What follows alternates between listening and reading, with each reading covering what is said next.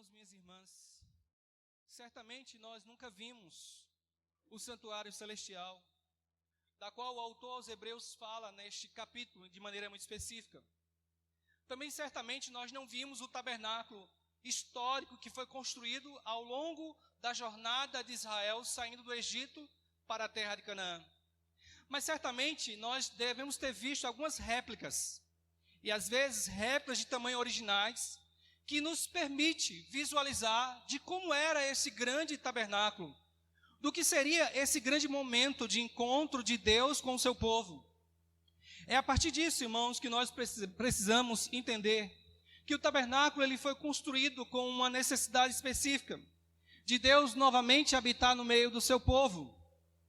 Só que quando nós olhamos as Escrituras, tanto Salomão, quanto Estevão, como os apóstolos, nos deixa claramente que Deus não habita em coisas feitas pelas mãos humanas.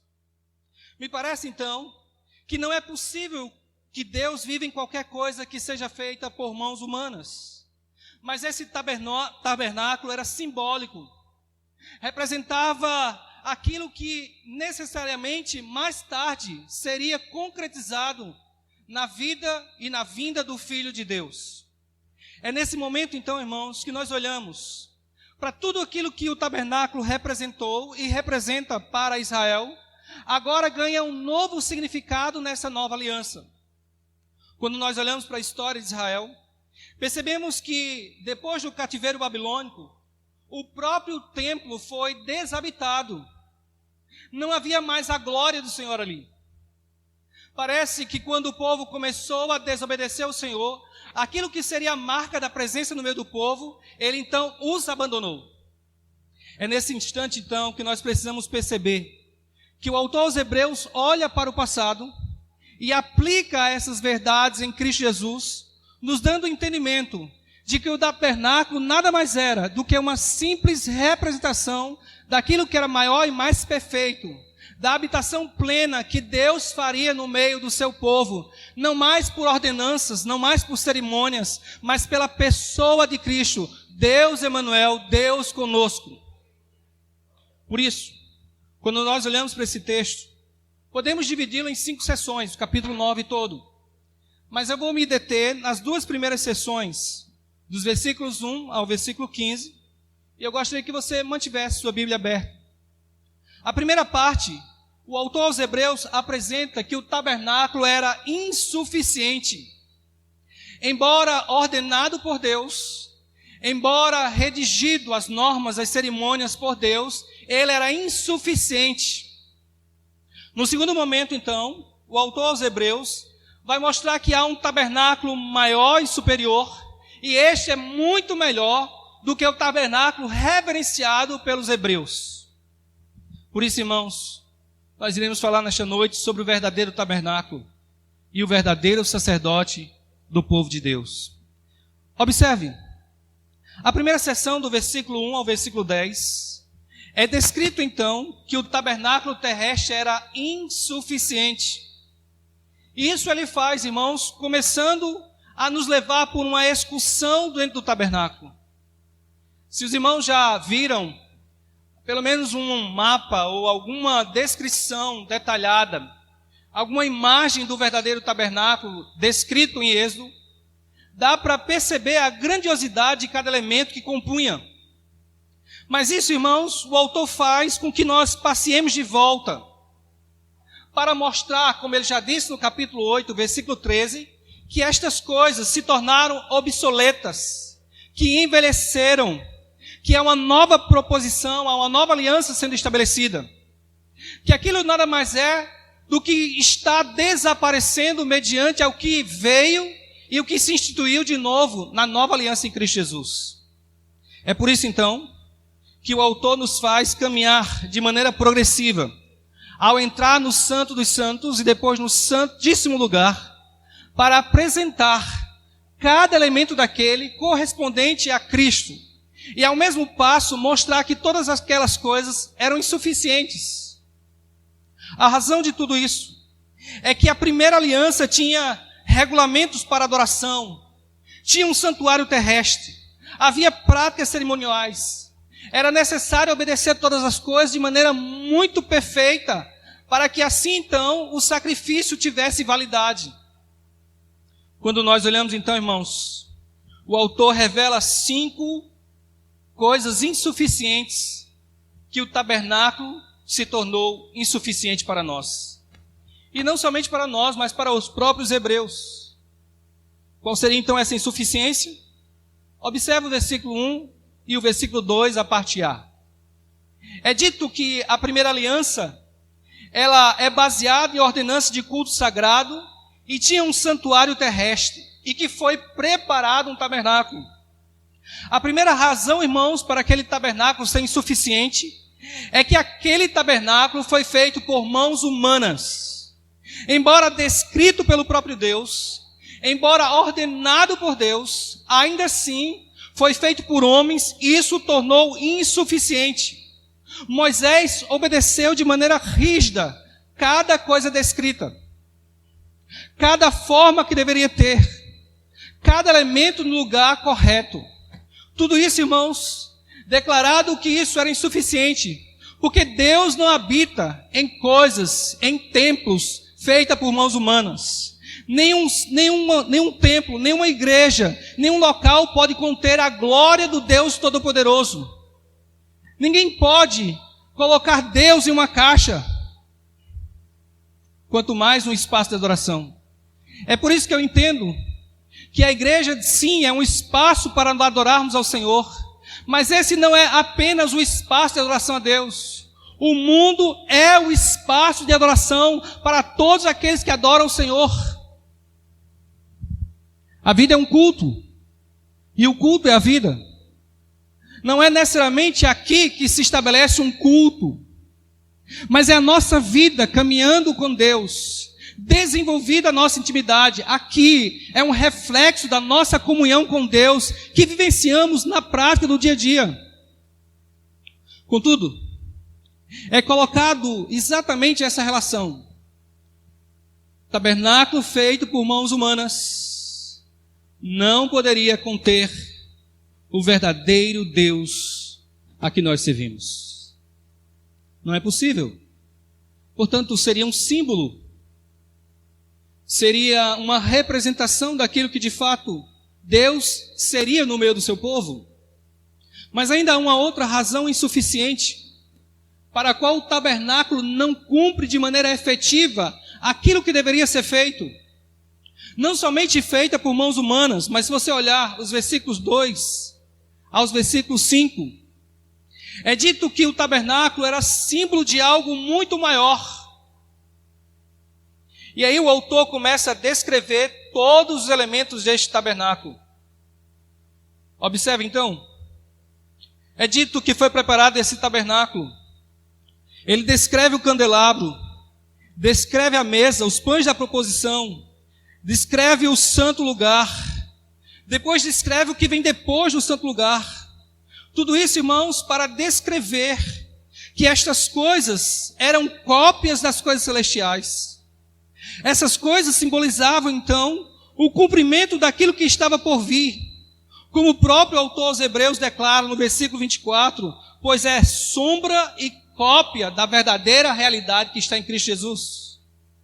E aí eu quero me deter um pouquinho sobre os elementos do tabernáculo. O que cada um de fato representava? O autor descreve então o candelabro. Afinal de contas, o que serve o candelabro? Para iluminar um espaço da qual poucos tinham acesso. De maneira que, ao ministrar, o sacerdote tivesse a liberdade e conseguisse enxergar todos os elementos daquele tabernáculo e pudesse ministrar de maneira detalhada. Nada poderia fugir das leis estabelecidas pelo próprio Deus para o culto. Portanto, o candelabro funcionava como a luz naquele lugar. Só que quando nós olhamos o que de fato representa o candelabro, em uma analogia ou uma tipologia, ele apresenta ou simboliza a verdadeira luz que encontramos em Jesus. No Evangelho de João, capítulo 8, versículo 12, é dito que Jesus é a verdadeira luz do mundo. E não somente para iluminar espaços pequenos, mas ilumina a todos aqueles que chegam e enxergam a sua luz. A luz do Senhor invade não somente o espaço da igreja, mas ilumina o mundo para aqueles que o recebem como Senhor. E não somente isso, irmãos. Jesus é a verdadeira luz e tornou-nos também luzes para este mundo. Vós sois luz deste mundo. Somos representação da maior luz que tivemos, da iluminação dos nossos olhos, do entendimento do nosso coração.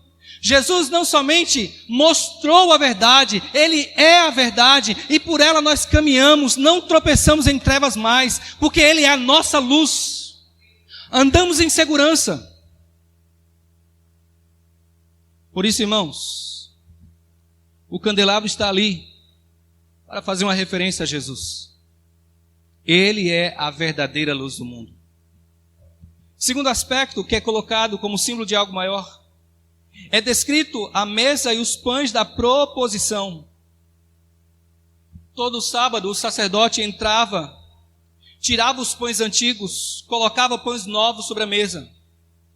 Aqueles pães eram chamados o pão da presença. Somente os sacerdotes podiam comer. E não podiam comer em qualquer lugar, tinha que comer dentro do tabernáculo, não podia sair. Só que, irmãos, aquele pão é uma representação do verdadeiro pão que desceu dos céus, que alimenta a nossa alma, que alimenta a nossa vida, que nos nutre. Como diz o João, capítulo 6, versículos 50 e 51. Eu sou o pão vivo que desce do céu. Se alguém comer deste pão, ele viverá para sempre. E o pão que eu darei pela vida no mundo é a minha carne. Irmãos, certamente, quem se alimentava daqueles pães de propiciação tinha fome. Continuaria tendo fome. Como de fato, qualquer alimento que nós comermos, ainda teremos a necessidade.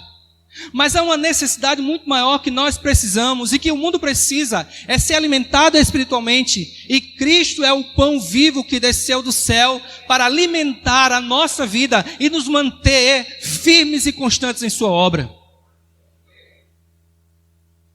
Além disso, é descrito ainda nessa seção o altar de incenso. Um altar de ouro estava no lugar santo, mesmo em frente do véu que dividia o santo dos santos no tabernáculo. Eu não sei se os irmãos começam a imaginar de como isso era grandioso. Um elemento totalmente revestido de ouro, em que todas as manhãs e tardes o sacerdote entrava, queimava incenso naquele lugar, queimava incenso naquele altar. E isso era uma representação de uma intercessão, uma representação das orações do povo, como diz o Salmo de 141, versículo 2. O sacerdote entrava, fazendo aquele movimento, ministrando, e a fumaça representando as orações, como uma forma intercessória diante de Deus. Eu lhe pergunto, irmãos, quem é a nossa intercessão? Quem faz esse papel por nós hoje? Quem está diante de Deus intercedendo por nós? Quando nós falhamos, fracassamos, pecamos. Diz a palavra do Senhor: filhinhos, não pequeis. Mas se porventura pecardes, tende um advogado nos céus, Jesus Cristo justo. Ele intercede por nós. Ele vai adiante do Pai, intercedendo pelas nossas vidas. Não há pecado para qual Deus em Cristo não nos perdoe. Não há pecado para qual Jesus não interceda em favor de nós. É por isso, irmãos, que no dia da expiação o sumo sacerdote devia pegar as brasas do altar do incenso e entrar no Santo dos Santos para que a fumaça enchesse o quarto e cobrisse aquele propiciatório. Tem uma música que eu acho interessante, do Toque no Altar, que diz que a fumaça me esconda. Essa é uma analogia quando o sacerdote pegava então o incensário e começava a ministrar, e a fumaça ia espalhando, à medida que ele adentrava no Santo dos Santos, a fumaça começava a o encobrir, a multidão já não enxergava porque a fumaça estava cobrindo, mas à medida que ele desaparecia dos olhos da multidão, ele não desaparecia dos olhos do Senhor que o via ministrando naquele lugar. Assim somos nós. Ainda que nós muitas vezes somos apagados pela fumaça da nossa adoração, certamente os outros não veem, mas Deus nos vê adorando. Deus nos vê ministrando, fazendo o serviço da qual Ele nos chamou. Há um outro elemento, o quarto elemento dessa sessão, a Arca da Aliança. Talvez essa seja uma das peças mais importantes daquele tabernáculo. Não somente pela sua estrutura, mas pelo que ele guardava ali dentro. É por isso que é colocado, descrito de maneira muito detalhada como era a arca. É dito que os querubins estavam sobre o propiciatório, que representava a glória de Deus. Era ali, como diz Êxodo 25, 10 a 22, que havia um encontro de Deus com o seu povo. No dia da expiação, o sumo sacerdote entrava e aspergia o sangue sobre o propiciatório. Os irmãos lembram o que é que tem dentro da Arca da Aliança? O que é que tinha dentro? As tábuas da lei e a vara de Arão. As leis que o Senhor estabeleceu, ela é boa, perfeita, mas nenhum homem pôde cumprir. E agora o sumo sacerdote aspergia sobre aquele lugar. E isso, irmãos, tem uma clara aplicação em Jesus. Quando você olha Romanos capítulo 3, versículo 25, é nos dito que Jesus é a nossa propiciação. É engraçado perceber o que é propiciatório. É a tampa que fechava a arca. Era a parte que protegia os elementos ali dentro. E todas as vezes que eu estou ministrando Romanos, eu sempre uso essa ideia.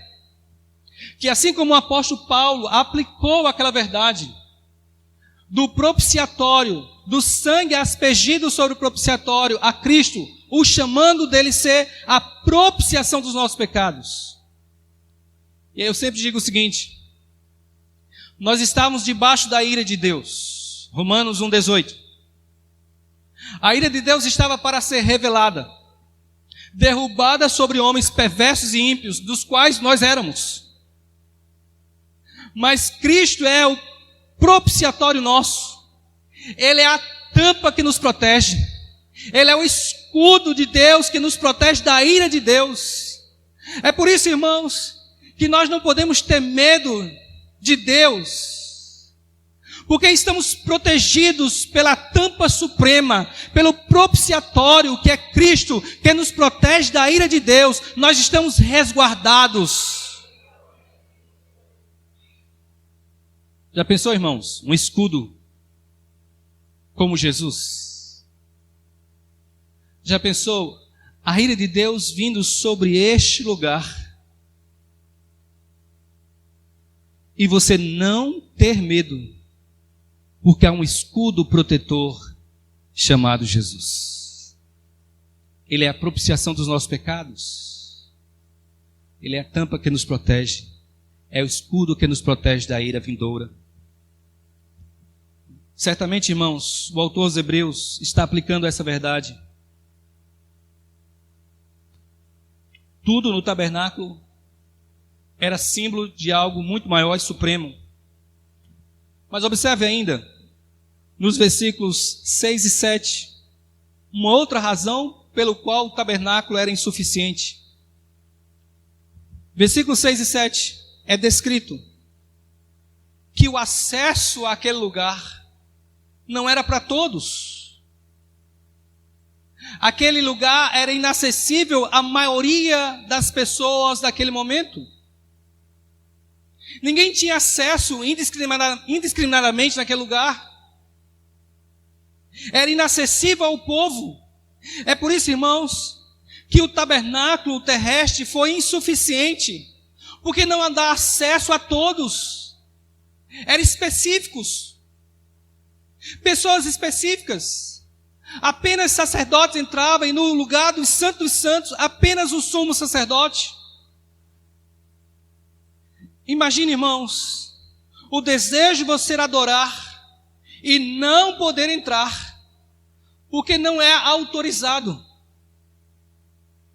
E lembre, irmãos, que homens que tentaram fazer coisas que Deus desautorizou, eles foram punidos. O tabernáculo terrestre se tornou insuficiente porque não dava acesso ao povo que carecia. Mas observe ainda que a maneira que o sumo sacerdote entrava, ele oferecia os sacrifícios por pecados não intencionais, ou como algumas versões chamam, pecados de ignorância. Nada fala de perdoar pecados que voluntariamente nós cometemos, que conscientemente nós cometemos. Só que, irmãos, esse tabernáculo era inacessível. Mas diz a palavra do Senhor, quando Jesus, na cruz do Calvário, faz uma oração entregando a sua vida e o seu espírito ao Pai, e ele então morre. Algo acontece de maneira extraordinária no templo. A cortina é rasgada de alto a baixo. Aquilo que era impossibilitado a qualquer pessoa, agora está livre acesso a Deus. É por isso que quando nós falamos da verdadeira aliança, da aliança no Senhor, estamos falando de algo superior. Porque outrora não tínhamos acesso e hoje temos acesso, temos o privilégio de entrar na presença de Deus, de o adorá-lo na beleza da sua santidade. É por isso, irmãos, que devemos aproveitar o máximo na presença de Deus. Não há tempo desperdiçado na presença de Deus, há tempo ganho. É por isso, irmãos, que nós precisamos valorizar estes momentos com Deus. Quantos desejariam? Quantos foram impedidos? Mas na nova aliança, eu e você somos sacerdotes do Altíssimo para ministrar e adorá-lo. O caminho está livre. O acesso agora é para todos. Não é preciso o pastor ou qualquer outra liderança pegar na sua mão e levá-lo. Não é necessário tomar em suas mãos a oferta e apresentar a Deus. Você mesmo pode levar. Você mesmo pode apresentar. O que era inacessível a todo mundo tornou-se possível na aliança com Cristo Jesus. Há uma outra razão pela qual o tabernáculo era insuficiente. Observe o versículo 8.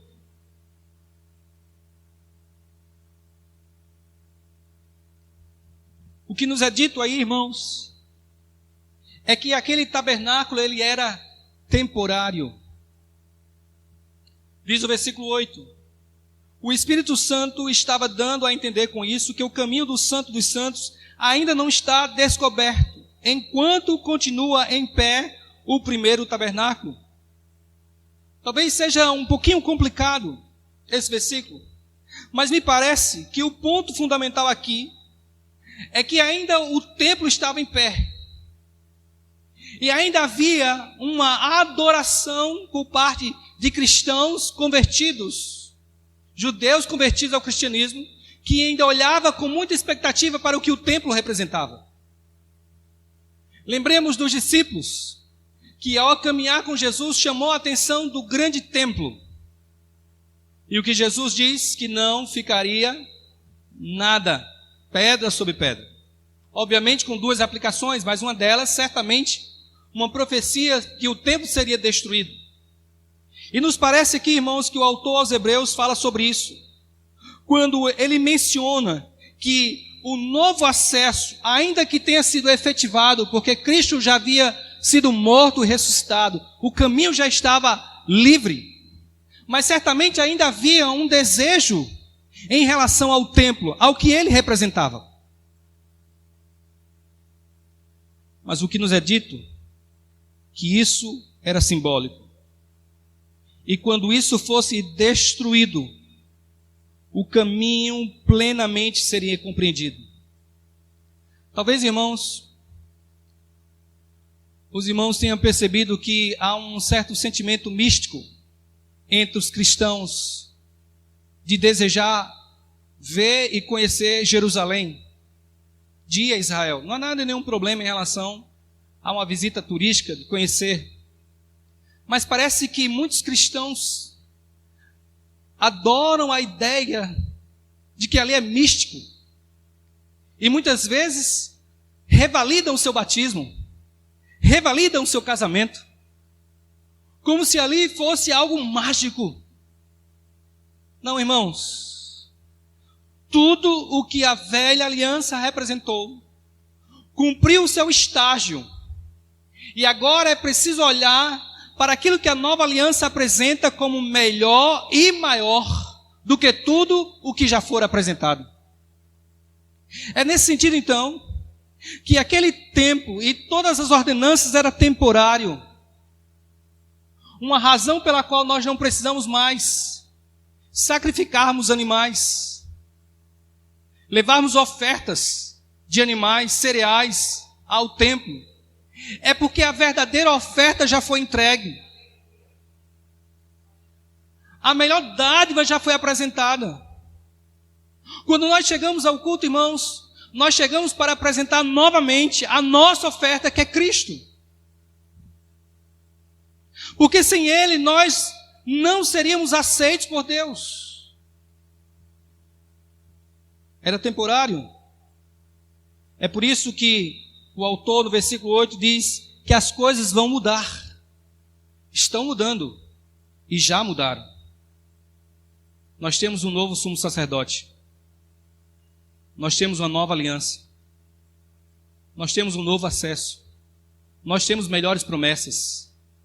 Nós temos uma melhor vida, uma melhor esperança, uma melhor fé. Não de nós mesmos, mas por aquilo que Jesus apresentou. Quinta razão pela qual o autor aos Hebreus apresenta que o tabernáculo é insuficiente. Observe os versículos 9 e 10. É descrito que o ministério realizado pela antiga aliança era um ministério externo.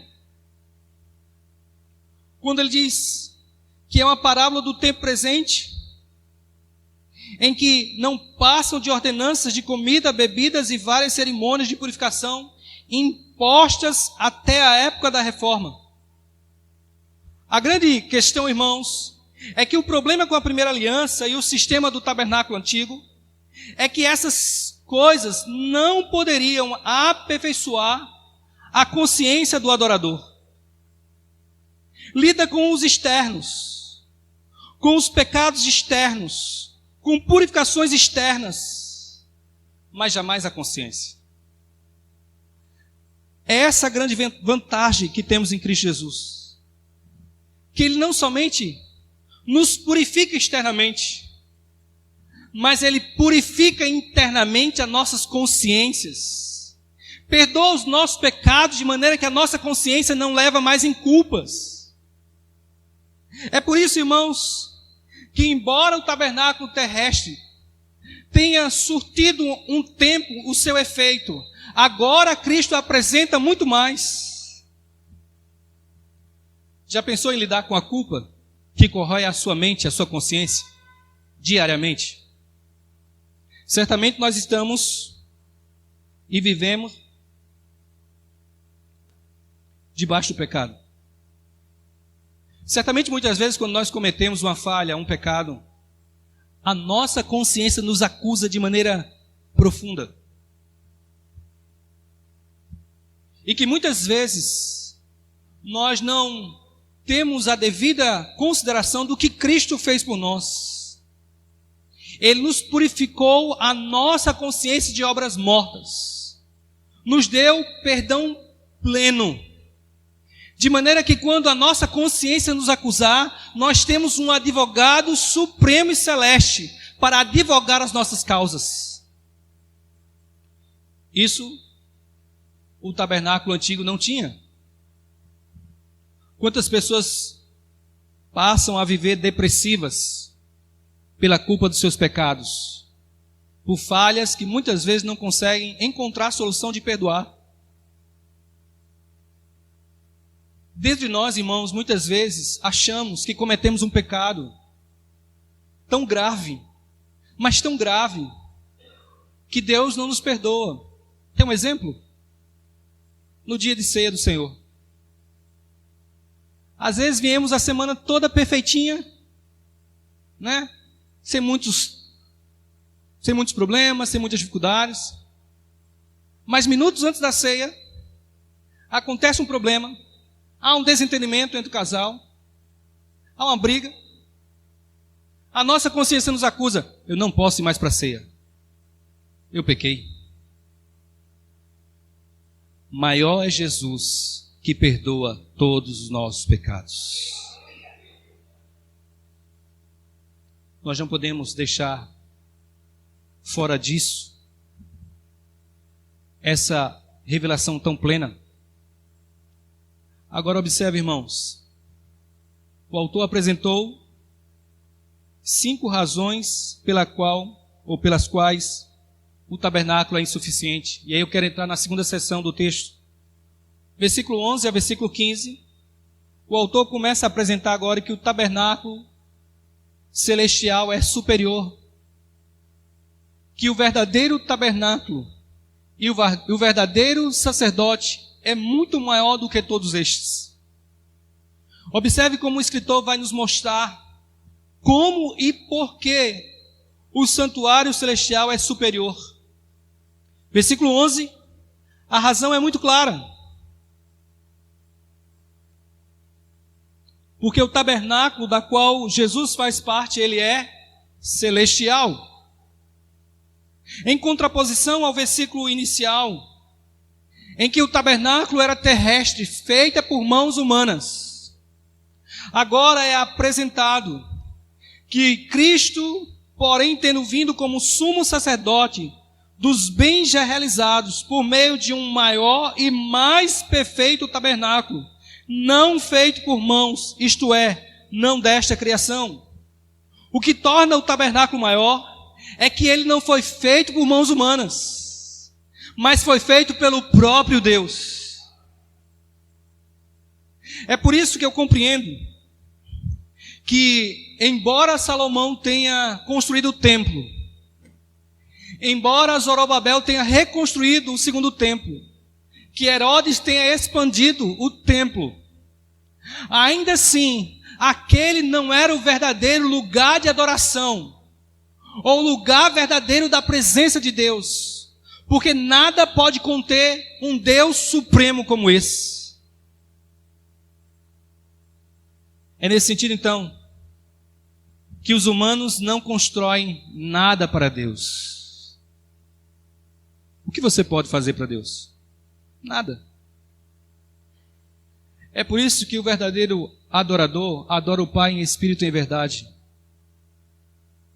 Que a verdadeira oração não acontece nessas paredes apenas, mas acontece em cada espaço deste mundo que eu e você nos propomos a adorar Deus em espírito e em verdade.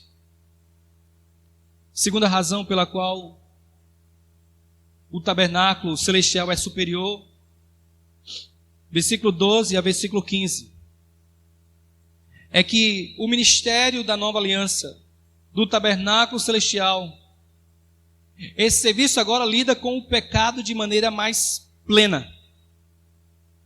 Quando nos é dito que quanto mais o sangue de Cristo, que pelo Espírito eterno se ofereceu a si mesmo imaculado a Deus, purificará a nossa consciência das obras mortas para servirmos ao Deus vivo. Sabe, irmãos, o sacerdócio de Jesus é superior porque efetivamente lida com o pecado E o santuário celestial é superior, porque é onde acontece a verdadeira expiação. Jesus entrou nos lugares santos, não com sangue de animais, mas com seu próprio sangue. Os sacerdotes precisavam sacrificar por si mesmos, porque eles tinham pecado. Jesus não precisou se sacrificar para si mesmo, pois ele não tinha pecado. Ele leva o seu sangue nas mãos para apresentar ao Pai, em favor de nós. Estamos falando, irmãos, do sacrifício do Deus vivo, do Filho entregue ao próprio Pai, onde o sacrifício de Jesus é muito superior ao sacrifício de animais. E a razão é descrita no texto. O sacrifício dos animais purificava externamente, mas Cristo muito mais purifica a nossa consciência. Eu não sei o que você pensa, nem gostaria de saber.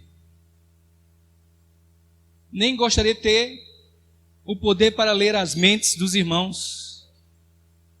Certamente também não gostaria que os irmãos tivessem esse poder para ler a minha mente.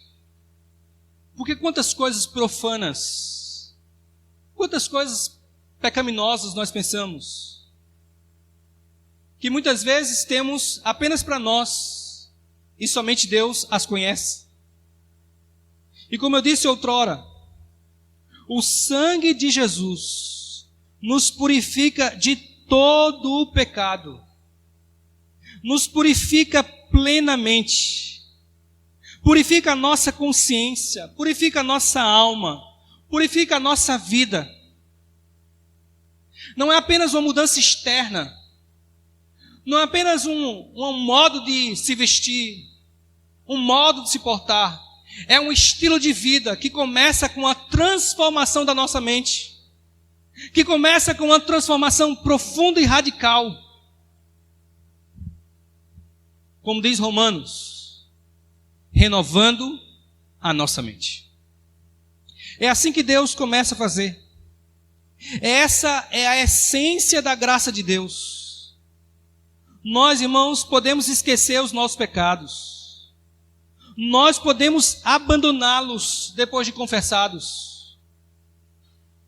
Podemos dizer que não há mais pecados a serem notificados ou descritos por nós, porque Jesus já nos purificou de todos eles, já os lançou no mar do esquecimento. Não há nenhuma condenação para aqueles que estão em Cristo Jesus, que não andam segundo a carne, mas segundo o Espírito. É certo que o diabo pode vir nos acusar, é certo que as pessoas podem desacreditar na nossa mudança, mas uma coisa eu e você não podemos abrir mão: Jesus perdoou todos os nossos pecados e não há nenhuma dívida para nós. Por isso, irmãos, nós não podemos agir como se o sangue de Jesus fosse insuficiente para os nossos pecados. Há pecados hoje para confessar? O sangue de Jesus nos purifica. Há falhas para corrigir? O sangue de Jesus nos ajuda mais uma vez. Certamente, o tabernáculo celestial, ele é superior por causa das suas promessas e da sua eficiência. Ninguém pode esquadrinhar o coração de homem nenhum, mas Deus certamente o faz. E é nesse sentido, então, que o autor aos Hebreus, no versículo 15, diz o seguinte: pois ele é o mediador de uma nova aliança, para que, ter vindo a morte para a remissão dos pecados que havia sob a primeira aliança, os chamados recebam a promessa da herança eterna. O povo hebreu caminhava com a perspectiva de chegar a Canaã. achando que era a sua verdadeira herança, que aquilo que seria de fato a herança que Deus tinha prometido. Mas certamente o autor aos Hebreus diz que não era este o descanso. Mas coube a nós vermos que a nossa herança não se constitui em uma terra, em uma posse aqui, mas uma herança eterna da vida com Deus junto a Ele. Ele nos deu eterna redenção. Nos deu lugar de descanso nele. De maneira que, quando olhamos para Apocalipse, vemos o cumprimento de que, se nós somos peregrinos e forasteiros aqui, se ainda estamos aqui em tabernáculos, caminhando por este mundo, haverá um momento que o próprio Deus, em Cristo, entregará a nós a eterna redenção dos nossos pecados. Estaremos com Ele. Eu quero concluir dizendo uma frase de um médico teólogo chamado Dr. Dehan. Ele diz a seguinte frase, eu gostaria que você guardasse em seu coração. A Bíblia é um livro de sangue, totalmente diferente de todos os outros livros por uma razão a saber, que contém sangue circulando por todas as páginas e em todos os versículos. De Gênesis a Apocalipse, vemos o fluxo de sangue. De fato, irmãos, o Dr. Dehan está absolutamente certo. A Bíblia é um livro de sangue. Desde os seus primeiros versículos até o último, há um rastro de sangue que serpenteia e que delineia todas essas páginas. Mas isso é para revelar o retrato da eterna redenção comprada por Jesus, o verdadeiro sumo sacerdote. Ele nos redimiu. O seu sangue nos comprou. Ele é o nosso sumo sacerdote, onde está intercedendo por nós. Versículo 15, Jesus nos trouxe a nova aliança. Por meio do seu chamado, recebemos a herança eterna prometida. A morte de Jesus nos redimiu, e através de Jesus somos libertos, e por meio dele temos perdão dos nossos pecados. Sabe, irmãos, quando eu olho o que Cristo representa nessa nova aliança, eu o defino simplesmente como a melhor coisa que Deus podia ter feito por mim e por você, porque estávamos perdidos, tentando achar Deus de alguma forma, vivendo de tabernáculo em tabernáculo, mas agora encontramos o verdadeiro tabernáculo e o verdadeiro sumo sacerdote das nossas vidas. Que Deus em Cristo nos abençoe. Curva sua fronte, vamos orar.